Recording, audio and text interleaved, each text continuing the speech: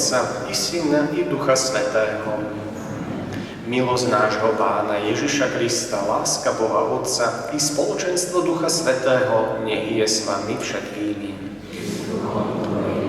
Milé deti, mladí priatelia, bratia a sestry, domáci hostia, všetkých vás srdečne vítam na slávnosti aj prosby o Božiu pomoc pre občanov počas dní obce Mojmírovce, aj pre všetkých prítomných, tých, ktorí si nosíme v srdci. Ďakujeme aj za úrodu, za Božie požehnanie, za vzájomné vzťahy. Čítanie z knihy Múdrosti. Kto z ľudí môže poznať Božie úmysly? Alebo kto môže pochopiť, čo chce Pán? Nesmelé sú totiž myšlienky smrteľníkov a naše plány neisté. Pane, stal si sa nám útočišťom z pokolenia na pokolenie. Čítanie z listu svätého apoštola Pavla Filemonovi. Milovaný, ja Pavol, už starec a teraz aj väzeň Krista Ježiša. Prosím ťa za svojho syna Onezima, ktorého som splodil v okovách. Čítanie zo svätého Evanjelia podľa Lukáša. Sláva Tebe, Pane. S Ježišom išli veľké zástupy. Tu sa obrátil a povedal im: Ak niekto prichádza ku mne a nemá v nenávisti svojho otca, matku, ženu, detí, bratov, sestry, ba aj svoj život, nemôže byť mojím učeníkom. Posledný príkaz Pána Ježiša bol: toto je môj prikazanie, aby ste sa milovali navzájom, nie že nenávideli sa navzájom. Ako som ja miloval vás. No a vlastne aj Ježiš dôveroval Otcovi viac ako si ctil vlastný život, inak by vlastne nešiel na kríž. Pán Ježiš nás tak otvára pre zlepšenie týchto vzťahov svojou vlastnou láskou k nám a vyzvaním k tomu, aby sme sa vedeli aj prijať, aj byť si darom jeden druhému, aj tú lásku tak púšťať do našej mysle, srdca, vzťahov čo najviac. Serca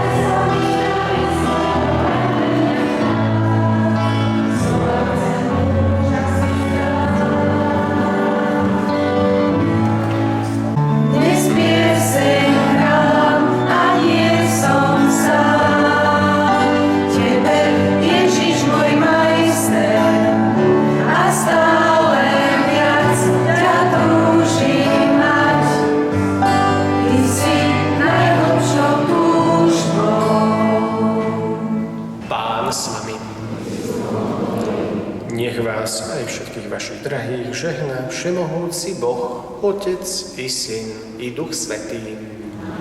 Choďte v mene Božom. Bohu.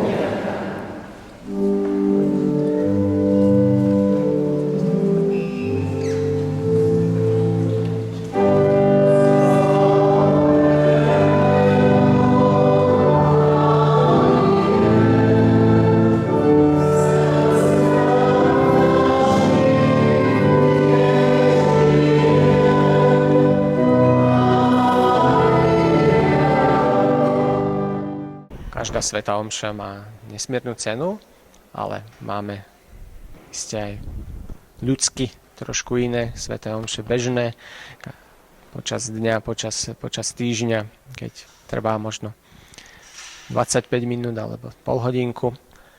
A iná je potom Vianoce, iné sú Veľká noc a toto je spojené s radosťou a takým výročím obecných takých slávností Dní obce. Radosť z toho, že tu žijeme, máme vzťahy, aby sme prosili jeden za druhého, boli vnímaví na tie vnúknutia Ducha Svätého pre jednotlivé rodiny, spoločenstva, farnosť, obec, školu, šport, kultúru a všeličo možné, čo sa tu vytvára, tak to zladili, aby sa tu dobre žilo, aby nikto nebol tak na okraji, nejaký opustený a bez nejakej útechy. Tak toto všetko sme Pánu Bohu zverovali a prosili.